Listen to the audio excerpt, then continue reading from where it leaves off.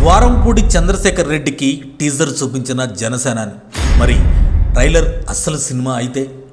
రాజకీయాల్లో రౌడీలు అప్పుడప్పుడు గెలుస్తుంటారు. అయితే ప్రజలు ఎప్పటికప్పుడు తాము తప్పు చేశాము అనుకుంటే దాన్ని వారే సరిదిద్దుకుంటారు. తెలుగునాట రాజకీయాల్లో ద్వారంపూడి చంద్రశేఖర్ అనే పేరు తెలియని వారుండరు.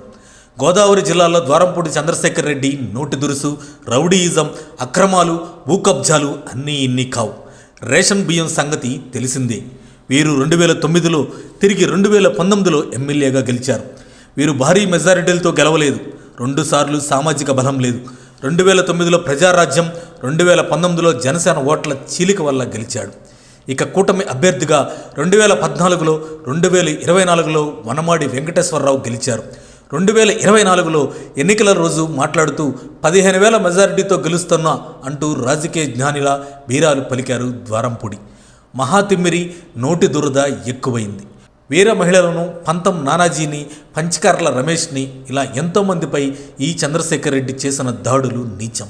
నిజంగా నోరు విప్పితే ఈ డెకాయిట్ ఉండేవాడు కాదు. నువ్వు బలిసి కొట్టుకుంటున్నావు. నీ క్రిమినల్ ఎంపైర్లను నేలమట్టం చేస్తాం. నాకు అధికారం వచ్చిన రోజున ప్రతి వీధి తన్ని తీసుకెళ్తాం, గుర్తుపెట్టుకో ద్వారంపూడి అని జనసేనాని పవన్ కళ్యాణ్ ఒక ఏడాది క్రితం బహిరంగ సభలో అన్నారు. దీనికి ద్వారంపూడి అప్పట్లో తడబడుతూ కౌంటర్ ఇచ్చాడు. నీ జన్మలో నీ వల్ల కాదు, ఛాలెంజ్, రాబోయే రోజుల్లో నీ సంగతి చూస్తా అని కౌంటర్ ఇచ్చాడు. కాకినాడలో పోటీ చేయమని పవన్కి సవాల్ విసిరాడు ద్వారంపూడి. సీన్ కట్ చేస్తే గత 2024 ఎన్నికల్లో ద్వారంపూడిపై వనమాడి వెంకటేశ్వరరావు భారీ విజయం అంటే 57,000 మెజారిటీతో నెగ్గారు. ఇక తాము చెప్పిన విధంగా ద్వారంపూడిపై జనసేనాని దృష్టి సారించారు. ఒక టీజర్ చూపిద్దామనుకున్నారు.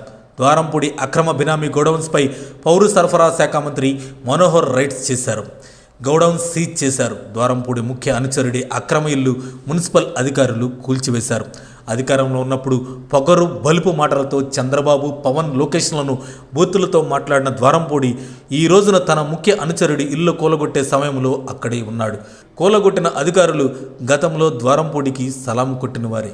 అయితే అధికారం శాశ్వతం కాదు కదా, అక్రమ కట్టడాలు కూల్చేస్తారు కదా.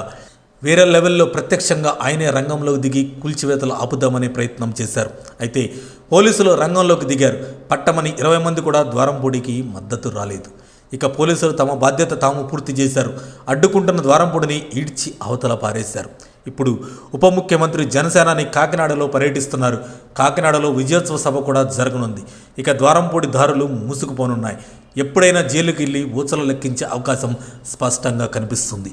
టీజర్ ఇలా ఉంటే ఇక ట్రైలర్, అసలు సినిమా ద్వారంపూడి ఎలా ఉంటుందో అని తెలుగు ప్రజానికం ఆసక్తిగా ఎదురుచూస్తున్నారు.